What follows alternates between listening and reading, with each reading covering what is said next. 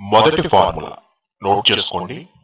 Subject plus is plus PP అంటే past participle. దీన్ని మనం V3గా గుర్తుపెట్టుకుంటున్నాం. అవునా? అంటే వెర్బ్ యొక్క మూడవ రూపం. ఒకసారి ఫార్ములా వివరంగా చెప్తాను చూడండి. ఫస్ట్ సబ్జెక్ట్ ఉండాలి, దాని తర్వాత ఈజ్ మాత్రమే ఉండాలండి. ఆ తర్వాత వెర్బ్ యొక్క మూడవ రూపం మాత్రమే తీసుకోవడం జరుగుతుంది. ఓకే, చూడండి. ముందుగా తెలుగు వాక్యాలు చూడండి.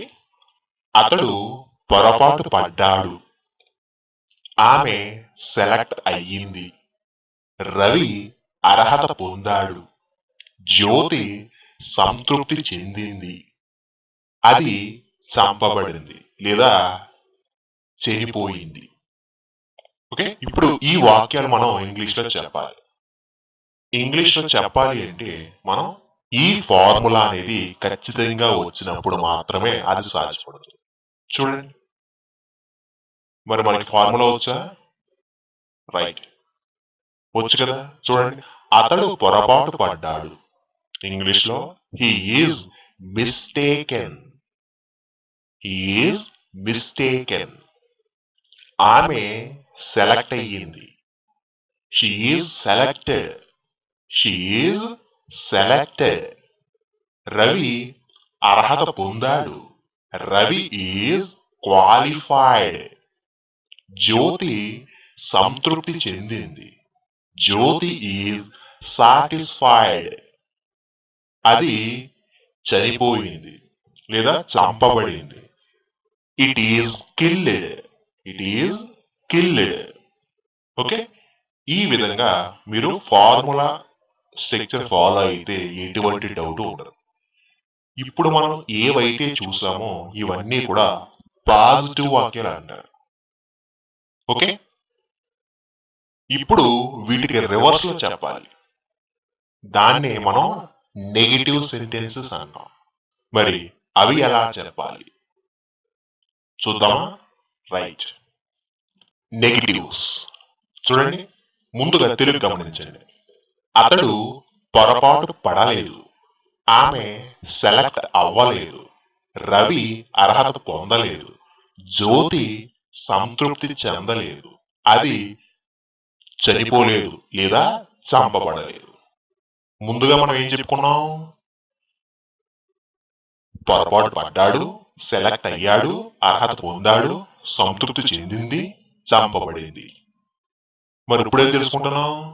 పొరపాటు పడలేదు, సెలెక్ట్ అవ్వలేదు, అర్హత పొందలేదు, సంతృప్తి చెందలేదు, చంపబడలేదు. చూసారా? మరి ఇలాంటి వాక్యాలు, నెగిటివ్ వాక్యాలని ఇంగ్లీష్లో చెప్పాలి అంటే మీకు ముందుగా పాజిటివ్ వాక్యాలు వస్తే చాలా ఈజీగా నెగిటివ్ వాక్యాలు చెప్పవచ్చు. మరి మనకి పాజిటివ్ వాక్యాలు వచ్చు కదా. ఇప్పుడు దాన్ని నెగిటివ్ వాక్యంలోకి ఎలా మార్చాలి అంటే సింపుల్ అండి. ఈజ్ అనే పదం పక్కన నాట్ అనే పదం చేర్చితే ఆ పాజిటివ్ వాక్యాలు కాస్త నెగిటివ్ వాక్యాలు అయిపోతాయి. ఏ పదం పక్కన? ఈజ్ అనే పదం పక్కన నాట్, NOT, నాట్ అనే పదాన్ని యాడ్ చేసినట్లయితే పాజిటివ్ వాకింగ్ కాస్త నెగిటివ్ వాకింగ్ గా మారిపోతుంది. చూడండి, అతడు పొరపాటు పడలేదు. ఇంగ్లీష్ లో హీ ఈజ్ నాట్ మిస్టేకెన్. ఆమె సెలెక్ట్ అవ్వలేదు. She is not selected. Ravi అర్హత పొందలేదు. Ravi is not qualified. జ్యోతి సంతృప్తి చెందలేదు. Jyothi is not satisfied. అది చంపబడలేదు. It is not killed. Okay, ఈ విధంగా పాజిటివ్ నెగిటివ్ వాక్యాలు మనకి వచ్చేసినట్లే. అయితే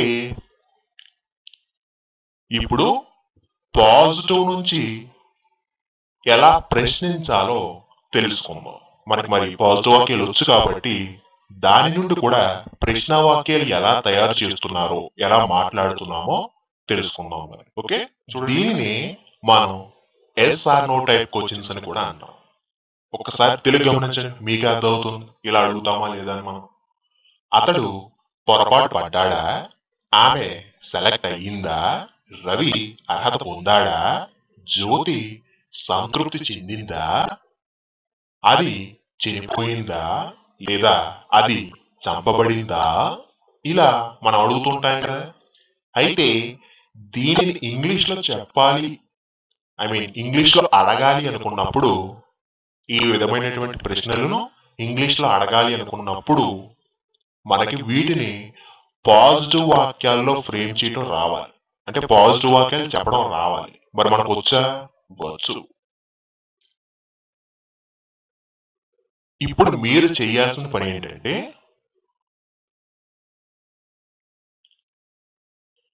సబ్జెక్ట్ తరువాత పాజిటివ్ వాక్యాల్లో ఈజ్ అనే పదం ఉపయోగిస్తున్నారు కదా, ఆ ఈజ్ అనే పదాన్ని సబ్జెక్ట్ ముందుకు తీసుకొచ్చేయండి.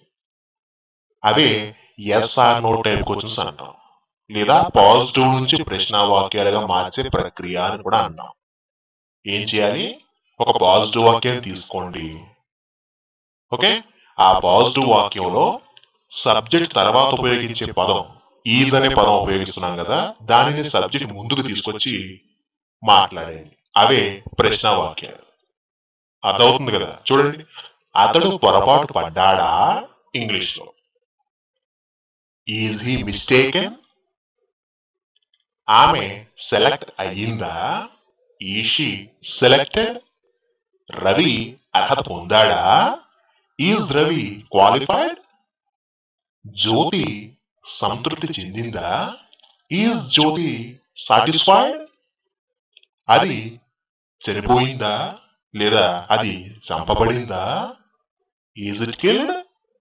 ఈ విధంగా మనం ఈజ్ అనే ఒక పదాన్ని సబ్జెక్ట్ ముందుకు తీసుకొచ్చి మాట్లాడటం ద్వారా ప్రశ్నావాక్యం మీకు వచ్చేసినట్లే.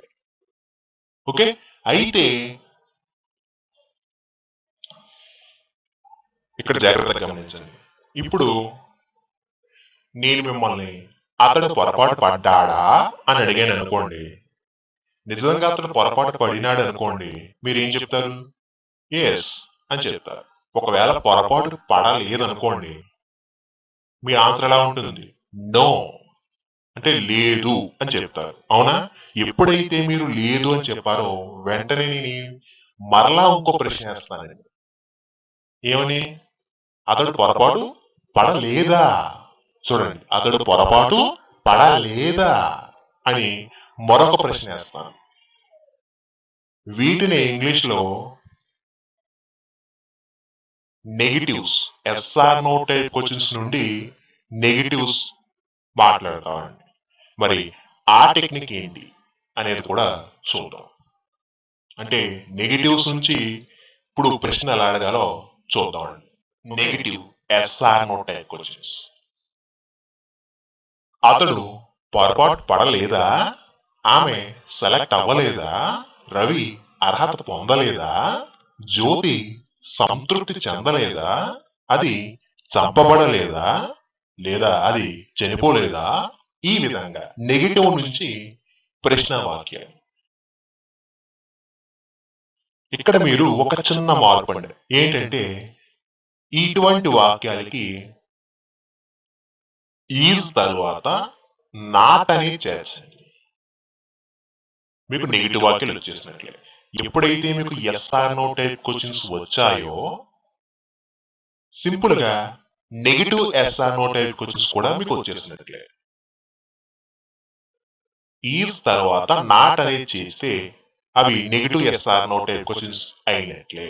చూడండి, అతడు పొరపాటు పడలేదా, ఇంగ్లీష్ లో ఈజ్ నాట్ హీ మిస్టేకెన్, ఆమె సెలెక్ట్ అవ్వలేదా, is not she selected, Ravi అర్హత పొందలేదా, ఈజ్ నాట్ రవి క్వాలిఫైడ్, జ్యోతి సంతృప్తి చెందలేదా, ఈజ్ నాట్ జ్యోతి సాటిస్ఫైడ్, అది చంపబడలేదా లేదా అది చనిపోలేదా. Is not it killed. ఈ విధంగా మనం మాట్లాడవచ్చు. చూసారు కదా? ఓకే, ఈ విధంగా మనం ఫస్ట్ ఫార్ములా నేర్చుకున్నాం. మరి ఇప్పుడు సెకండ్ ఫార్ములా ఏంటో మరి చూద్దామా? రైట్, సెకండ్ ఫార్ములా నోట్ చేసుకోండి. Subject plus is plus verb యొక్క మొదటి రూపానికి ఇంగ్ ఫార్మ్. ఓకే, ఫార్ములా అర్థం చేసుకోండి. సబ్జెక్ట్ తర్వాత ఈజ్ అనే పదం రావాలి, దాని తర్వాత వెర్బ్ యొక్క మొదటి రూపం ప్లస్ దానికి ఇంగ్ ఫార్మ్ ఐఎన్జి ఫార్మ్ చేర్చాలి. అంతేనండి ఫార్ములా. ఓకే, చూడండి ఒకసారి తెలుగు గమనించండి. అతడు చదువుతున్నాడు, ఆమె వండుతుంది, అది కదులుతుంది, కిరణ్ కొట్లాడుతున్నాడు, కవిత పూజిస్తుంది. ఓకే, ఇప్పుడు ఇటువంటి వాక్యాలు మనం ఇంగ్లీష్ లో చెప్పాలి. చూడండి, ఇంగ్లీష్ లో అతడు చదువుతున్నాడు, హీ ఈజ్ స్టడీయింగ్. ఆమె వండుతుంది, షీ ఈజ్ కుకింగ్. అది కదులుతుంది, ఇట్ ఈజ్ మూవింగ్. కిరణ్ కొట్లాడుతున్నాడు, కిరణ్ ఈజ్ ఫైటింగ్. కవిత పూజిస్తున్నది, కవిత ఈజ్ ప్రేయింగ్. ఓకే, ఈ విధంగా మనం స్ట్రక్చర్ ఫాలో అయితే ఎటువంటి డౌట్ లేకుండా క్లియర్ గా ఇటువంటి వాక్యాలు చెప్పవచ్చు. అర్థమవుతున్నాయి కదా? ఇప్పటి వరకు మీరు చూసిన వాక్యాలన్నీ కూడా పాజిటివ్ వాక్యాలు అంటారు.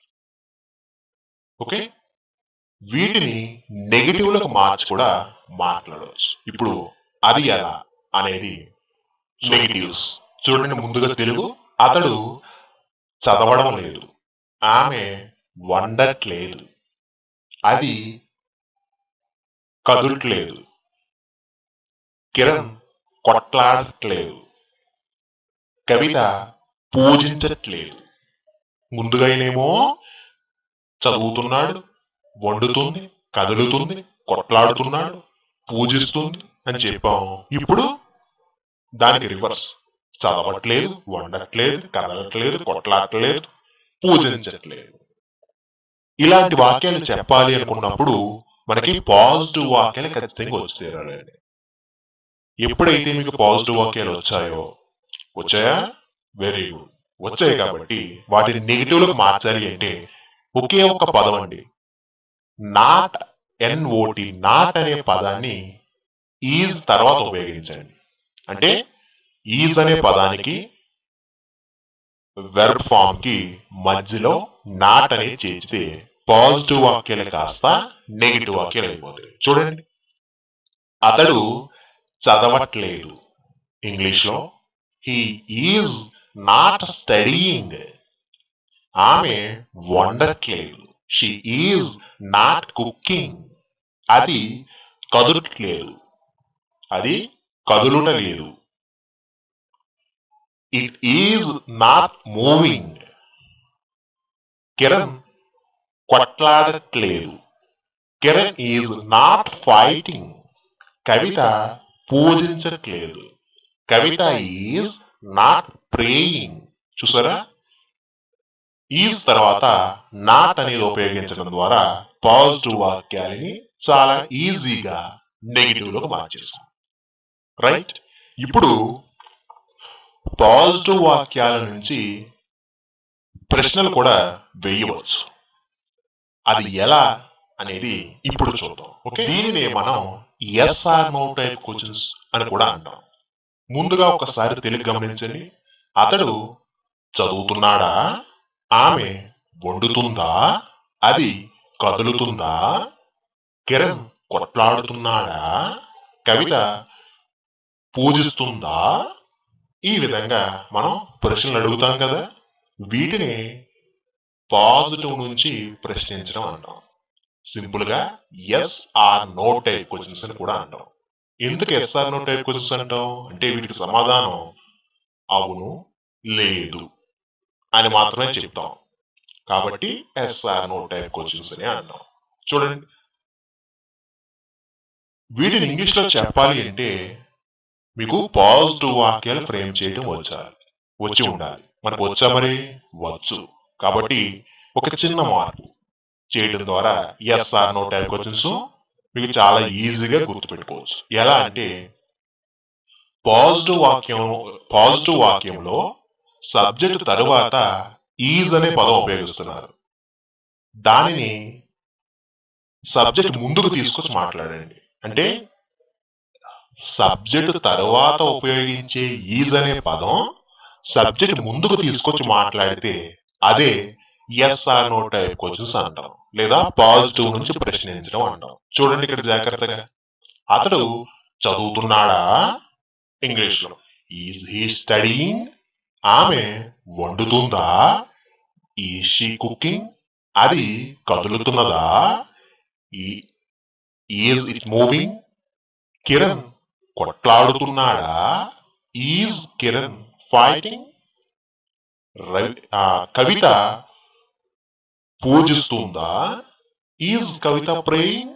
ఈ విధంగా స్టార్టింగ్ లో ఈజ్ అనేది చేసి ప్రశ్నలు అడగవచ్చు. అర్థమవుతున్నాయి కదండి? ఎప్పుడైతే మీకు ఎస్ఆర్ నో టైప్ క్వశ్చన్స్ అడగడం వచ్చిందో, ఎస్ఆర్ నో టైప్ క్వశ్చన్స్ లోనే నెగిటివ్ కూడా ఉన్నాయండి. నెగిటివ్ ఏంటి అంటారా? చూడండి, ఇక్కడ మీరు జాగ్రత్తగా గమనిస్తే అర్థమవుతుంది. ఇప్పుడు నేను మీ దగ్గరికి వచ్చి అతడు చదువుతున్నాడా అని అడిగాను అనుకోండి. నిజంగా అతడు చదువుతున్నాడు అనుకోండి, మీరేం చెప్తారు? అవును అని చెప్తారు. అతడు చదవట్లేదు అనుకోండి, లేదు అని చెప్తారు. అవునా?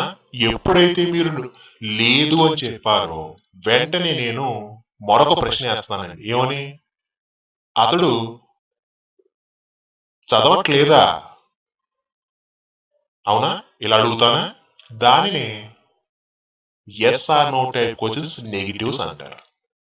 మరి ఆ మోడల్ కూడా చూద్దాం. Negative yes or no type questions. ముందుగా తిరిగి చూడండి.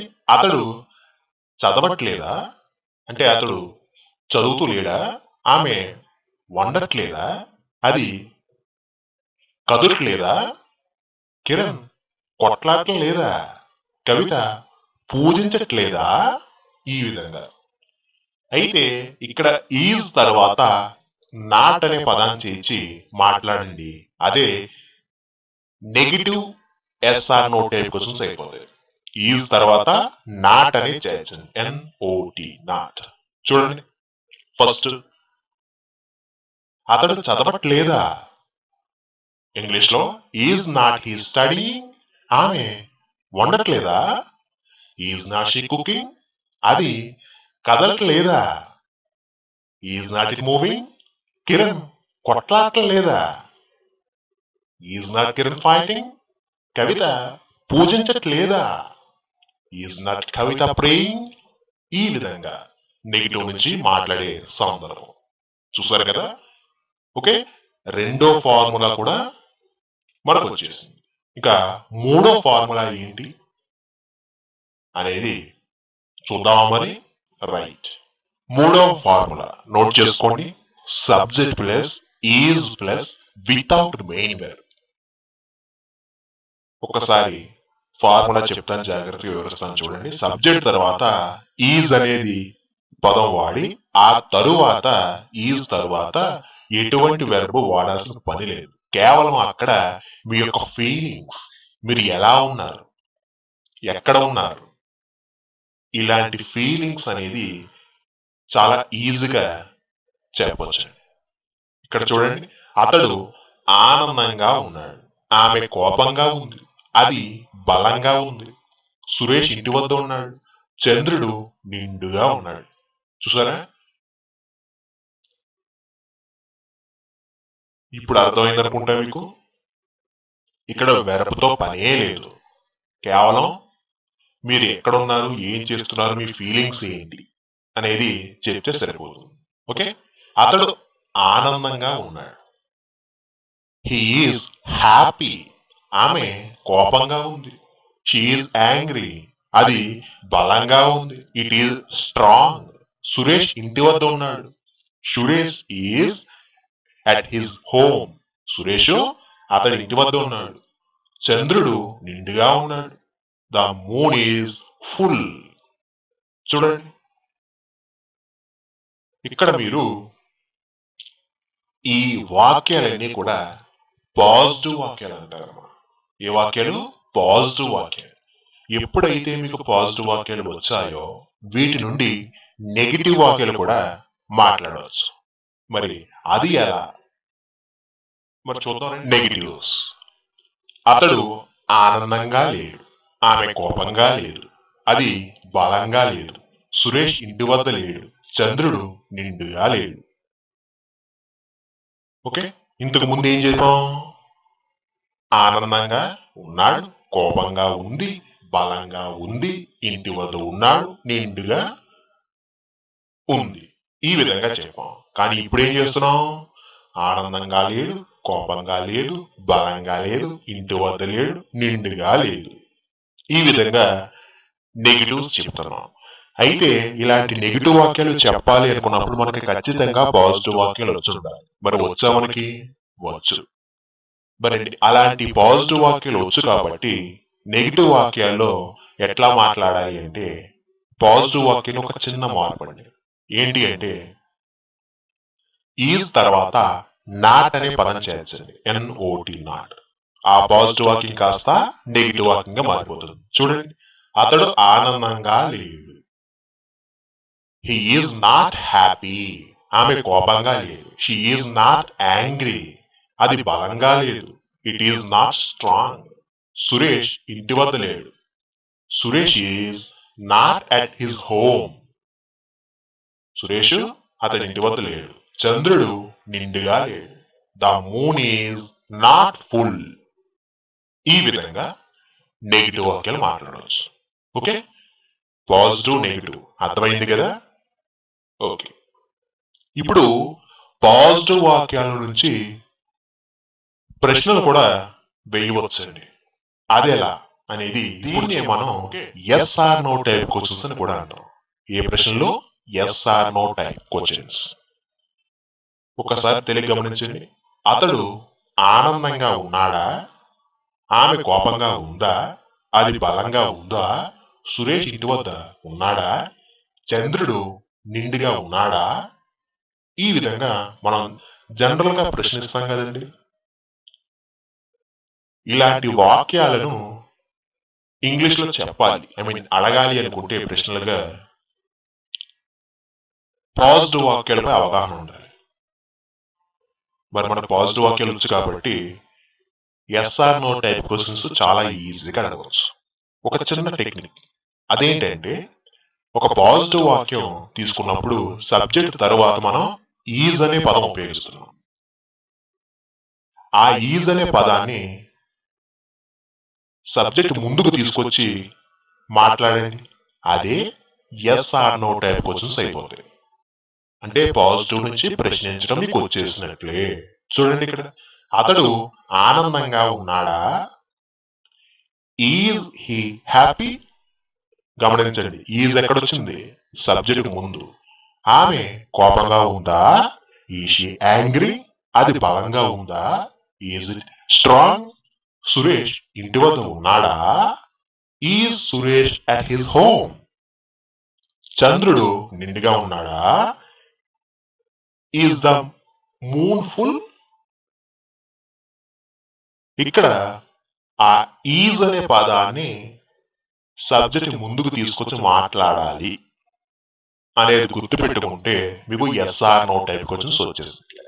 ఓకే, ఎప్పుడైతే మీకు ఎస్ఆర్ నో టైప్ క్వశ్చన్స్ వచ్చాయో నెగిటివ్స్ కూడా మాట్లాడవచ్చు. అంటే ఎస్ఆర్ నో టైప్ క్వశ్చన్స్ నుండి నెగిటివ్స్, మరి అదెలా అనేది ఇప్పుడు చూద్దాం. Okay, negative yes or no type questions. అతడు ఆనందంగా లేడా? ఆమె కోపంగా లేదా? అది బలంగా లేదా? సురేష్ ఇంటి వద్ద లేడా? చంద్రుడు నిండుగా లేడా? ఈ విధంగా మీకు ఎప్పుడైతే yes or no type question చెప్పడం వచ్చో దాన్ని నెగిటివ్ లోకి మార్చడం చాలా ఈజీ అండి. ఎలా అంటే, ఈజ్ తర్వాత నాట్ అనే పదాన్ని చేర్చండి, సరిపోతుంది. చూడండి, అతడు ఆనందంగా లేడా? ఇంగ్లీష్ లో ఈజ్ నాట్ హీ హ్యాపీ? ఆమె కోపంగా లేదా? Is not she angry?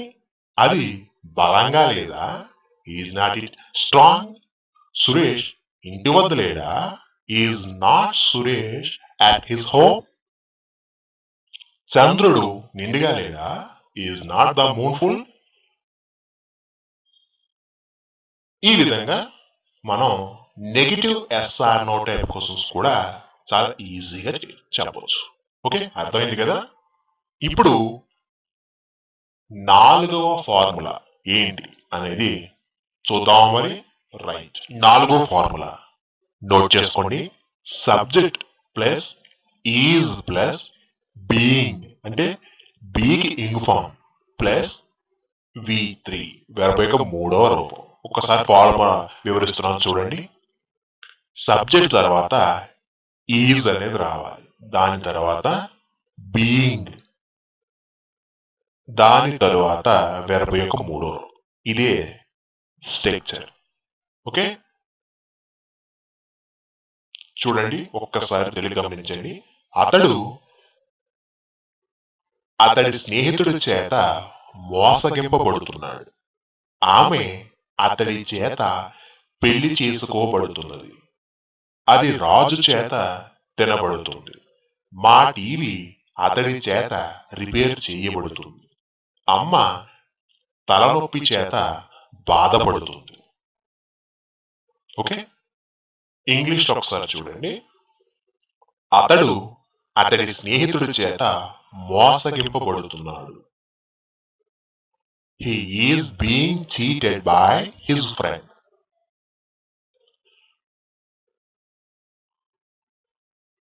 ఆమె అతడి చేత పెళ్లి చేసుకోబడుతున్నది. She is being married by him. అది రాజు చేత తినబడుతుంది.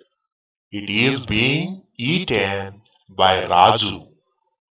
మా టీవీ అతడి చేత రిపేర్ చేయబడుతుంది. Our TV is being repaired by him. అమ్మ తలనొప్పి చేత బాధపడుతుంది. Mommy is being suffered from headache. Okay, ఈ విధంగా స్ట్రక్చర్ ఫాలో అయితే అసలు మనకి కష్టం అనేదే ఉండదండి. ఓకే, ఇప్పుడు వరకు మీరు ఏవైతే చూసారో ఇవన్నీ కూడా పాజిటివ్ వాక్యాలు అంటారు. వీటిని నెగిటివ్ లో కూడా మార్చవచ్చు. అదెలా అంటే చూడండి, ఇప్పుడే చూద్దాం. అది కూడా నెగిటివ్స్. ముందుగా ఒక్కసారి తెలుగు గమనించండి. అతడు అతడి స్నేహితుడి చేత మోసగింపబడట్లేదు. ఆమె అతడి చేత పెళ్లి చేసుకోబడట్లేదు. అది రాజు చేత తినబడట్లేదు. మా టీవీ అతడి చేత రిపేర్ చేయబడట్లేదు. అమ్మ తలనొప్పి చేత బాధపడట్లేదు. ఓకే, ఈ విధంగా నెగిటివ్ లో మాట్లాడాలి. ఇలా మాట్లాడాలి అంటే మీకు ఖచ్చితంగా ఇంగ్లీష్ లో పాజిటివ్ వాక్యాలు చెప్పడం రావాలి. మరి మనకు వచ్చా? వచ్చు. కాబట్టి ఈజ్ తర్వాత NOT నాట్ అనే పదాన్ని చేర్చండి. ఆ పాజిటివ్ వాక్యాలు కాస్త నెగిటివ్ లో మారిపోతాయి. చూడండి, అతడు అతడి స్నేహితుడి చేత మోసగింపబడట్లేదు. ఇంగ్లీష్ లో he is not being cheated by his friend. Not ఎక్కడ ఉపయోగించాం? ఈజ్ తరువాత. ఆమె అతడి చేత పెళ్లి చేసుకోబడట్లేదు. She is not being married by him. అది రాజు చేత తినబడట్లేదు. It is not being eaten by రాజు. మా టీవీ అతడి చేత repair చేయబడట్లేదు. Our TV is not being repaired by him. అమ్మ తలనొప్పి చేత బాధపడట్లేదు. Mummy is not being suffered from headache. చూసారు కదా? ఈ విధంగా మనం ఒక పాజిటివ్ వాక్యం వస్తే దానిని నెగిటివ్ వాక్యంలో కూడా మార్చేస్తాం. ఓకే, అలానే పాజిటివ్ వాక్యం నుంచి కూడా ప్రశ్నలు అడగవచ్చండి. అదెలా అనేది ఇప్పుడు చూద్దాం. దీన్నే మనం ఎస్ఆర్ నో టైప్ క్వశ్చన్స్ అని కూడా అంటారు. ముందుగా ఒక్కసారి తెలియ గమనించండి.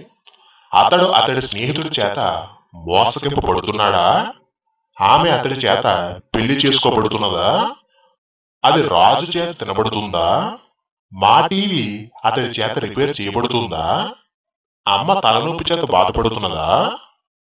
ఈ విధంగా మనం ప్రశ్నలు అడుగుతాం కదా. దీనిని ఇంగ్లీష్ లో చెప్పాలి అంటే మనకి ఖచ్చితంగా పాజిటివ్ వాక్యాలు వచ్చి ఉండాలి ఇంగ్లీష్ లో. మరి వచ్చు కాబట్టి ఇబ్బందే లేదు. అయితే ఒక టెక్నిక్ ఫాలో అయితే అసలు ఇబ్బంది అనేదే ఉండదు. ఏంటి ఆ టెక్నిక్ అంటే చూడండి, ఒక పాజిటివ్ వాక్యం తీసుకోండి. ఆ పాజిటివ్ వాక్యం స్టార్టింగ్ లో ఏం ఉపయోగించామండి? సబ్జెక్ట్ తరువాత ఈజ్ అనే పదం వాడాం, అవునా? ఇప్పుడు ఏం చేయాలి అంటే ఆ ఈజ్ అనే పదాన్ని సబ్జెక్ట్ ముందుకు తీసుకొచ్చేయండి. అవే పాజిటివ్ నుంచి ప్రశ్న వాక్యాలు, అంటే ఎస్ఆర్ నో టైప్ క్వశ్చన్స్ అని అంటాం. అదవుతుంది కదండి. ఒక పాజిటివ్ వాక్యం తీసుకోండి, అందులో సబ్జెక్ట్ తర్వాత ఈజ్ అనే పదం వాడుతున్నాం, అవునా? ఆ ఈజ్ అనే పదాన్ని ఇప్పుడు సబ్జెక్ట్ ముందుకు తీసుకొచ్చి మాట్లాడండి. అదే ఎస్ఆర్ నో టైప్ క్వశ్చన్స్ అయిపోతాయి. ఇక్కడ చూడండి, అతడు అతడి స్నేహితుడి చేత మోసగింపబడుతున్నాడా? ఇంగ్లీష్ లో is he being cheated by his friend. Is ఎక్కడొచ్చింది? స్టార్టింగ్ లో వచ్చింది. ఆమె అతడి చేత పెళ్లి చేసుకోబడుతున్నదా? Is she being married by him. అది రాజు చేత తినబడుతుందా? Is it being eaten by Raju. మా టీవీ అతడి చేత రిపేర్ చేయబడుతుందా? Is our TV being repaired by him. అమ్మ తలనొప్పి చేత బాధపడుతున్నదా? Is mummy being suffer from headache. ఈ విధంగా yes or no type questions simple technique ద్వారా నేర్చుకోవచ్చు. ఎప్పుడైతే మీకు ఎస్ఆర్ నో టైప్ క్వశ్చన్స్ చెప్పడం వచ్చిందో దీని నుండి నెగిటివ్ వాక్యాలు కూడా మాట్లాడవచ్చు. మరి అది ఎలా కూడా చూద్దాం. మరి negative yes or no type questions. Okay, మనకి ఎస్ఆర్ నో టైప్ క్వశ్చన్స్ వచ్చేసాయి కాబట్టి వీటిని నెగిటివ్ లోకి మార్చడం చాలా ఈజీ అండి. ఏమీ లేదండి, సింపుల్ గా ఈజ్ తర్వాత నాట్ అనే పదాన్ని చేర్చండి. అదే negative yes or no type questions అయిపోతాయి. చూడండి, ముందుగా తెలుగు గమనించండి. అతడు అతడి స్నేహితుడి చేత మోసగింపబడట్లేదా? ఆమె అతడి చేత పెళ్లి చేసుకోబడట్లేదా? అది రాజు చేత తినబడట్లేదా? అతడి చేత అది రిపేర్ చేయబడట్లేదా? అమ్మ తలనొప్పి చేత బాధపడట్లేదా? ఈ విధంగా. ఓకే, చూడండి, అతడు అతడి స్నేహితుడి చేత మోసగింపబడట్లేదా? ఇంగ్లీష్ లో is not he being cheated by his friend. Is not, చూసారు కదా, ఈజ్ తర్వాత నాట్ అనే పదాన్ని చేర్చాం. ఆమె అతడి చేత పెళ్లి చేసుకోబడట్లేదా? Is not she being married by him. అది రాజు చేత తినబడట్లేదా? Is not it being eaten by Raju. అతడి చేత టీవీ రిపేర్ చేయబడట్లేదా? Is not our TV being repaired by him. అమ్మ తలనొప్పి చేత బాధపడట్లేదా? Is not mummy being suffer from headache. చూసారు కదా, ఈ విధంగా negative yes or no type questions కూడా సింపుల్ టెక్నిక్ ద్వారా అర్థం చేసుకోవచ్చు. ఓకే, ఈ విధంగా మనం 4 ఫార్ములాలు చాలా ఈజీగా అర్థం చేసుకున్నాం. ఇక ఫైనల్ గా 5వ ఫార్ములా ఏంటి చూద్దాం. మరి రైట్, 5వ ఫార్ములా నోట్ చేసుకోండి. Subject plus is plus being plus without main verb. Formula ఒక్కసారి వివరిస్తాను చూడండి. సబ్జెక్ట్ తర్వాత ఈజ్ అనే పదం వాడండి. ఈజ్ తర్వాత బీయింగ్ ఇంగ్ ఫామ్ ఉపయోగించాలి. బీయింగ్ తర్వాత వెర్బ్ అనేది వాడాల్సిన పని ఉండదు. ఇక్కడ మీ ఫీలింగ్స్ అనేది చెప్పండి. ప్రస్తుతం మీ ఫీలింగ్స్ ఎలా ఉన్నాయి అనేది చెప్తే సరిపోతుంది. ఉదాహరణకి ఇక్కడ చూడండి, అతడు ధైర్యంగా ఉంటున్నాడు. ఆమె నిజాయితీగా ఉంటుంది. అది నిశ్శబ్దంగా ఉంటుంది. రాజేష్ బలహీనంగా ఉంటున్నాడు. కమల నిస్సహాయకరంగా ఉంటుంది. ఓకే, ఇప్పుడు అర్థమైందా? జస్ట్ మీ ఫీలింగ్స్ చెప్పండి బీయింగ్ తర్వాత, అంతే. చూడండి, అతడు ధైర్యంగా ఉంటున్నాడు అంటే ఇంగ్లీష్ లో హీ ఈస్ బీయింగ్ కరేజియస్. ఆమె నిజాయితీగా ఉంటుంది. She is being honest. అది నిశ్శబ్దంగా ఉంటుంది. It is being silent. Rajesh బలహీనంగా ఉంటున్నాడు. Rajesh is being weak. Kamala నిస్సహాయకరంగా ఉంటుంది. Kamala is being helpless. చూసారు కదా, ఈ విధంగా చెప్పవచ్చు. ఇప్పటి వరకు చూసినవన్నీ కూడా పాజిటివ్ వాక్యాలు అంటారు. వీటిని నెగిటివ్ లో కూడా మార్చవచ్చు. అది ఎలా అంటే, ఇప్పుడు నెగిటివ్స్ ముందుగా తెలుగు చూడండి. అతడు ధైర్యంగా ఉండట్లేదు. ఆమె నిజాయితీగా ఉండట్లేదు. అది నిశ్శబ్దంగా ఉండట్లేదు. రాజేష్ బలహీనంగా ఉండట్లేదు. కమల నిస్సహాయకరంగా ఉండట్లేదు. ముందేమో అతడు ధైర్యంగా ఉంటున్నాడు, నిజాయితీగా ఉంటుంది, నిశ్శబ్దంగా ఉంటుంది, బలహీనంగా ఉంటుంది, నిస్సహాయకరంగా ఉంటుందని చెప్పాము.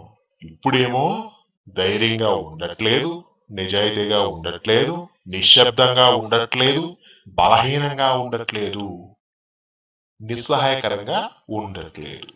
ఈ విధంగా మనం నెగిటివ్ లో చెబుతున్నాం. మరి ఇటువంటి నెగిటివ్ వాక్యాలు మాట్లాడాలి అనుకుంటే ఇంగ్లీష్ లో ఖచ్చితంగా పాజిటివ్ వాక్యాలు వచ్చి ఉండాలి. మరి మనకు వచ్చా? వచ్చు. కాబట్టి చాలా సింపుల్ టెక్నిక్ ఏంటంటే, ఆ పాజిటివ్ వాక్యానికి నెగిటివ్ వాక్యాలకు మార్చాలి అనుకున్నప్పుడు ఈజ్ తర్వాత నాట్ అనేది చేర్చండి. ఈజ్ తర్వాత నాట్. ఒకసారి మరలా చెప్తున్నాను చూడండి. ఒక పాజిటివ్ వాక్యాన్ని తీసుకోండి, దానిని నెగిటివ్ వాక్యంగా మార్చాలి అనుకున్నప్పుడు ఆ పాజిటివ్ వాక్యంలో ఈజ్ తరువాత నాట్ అనేది చేర్చండి. అదే నెగిటివ్ వాక్యాలు అయిపోతాయి. చూడండి, ఇక్కడ అతడు ధైర్యంగా ఉండట్లేదు. ఇంగ్లీష్ లో he is not being courageous.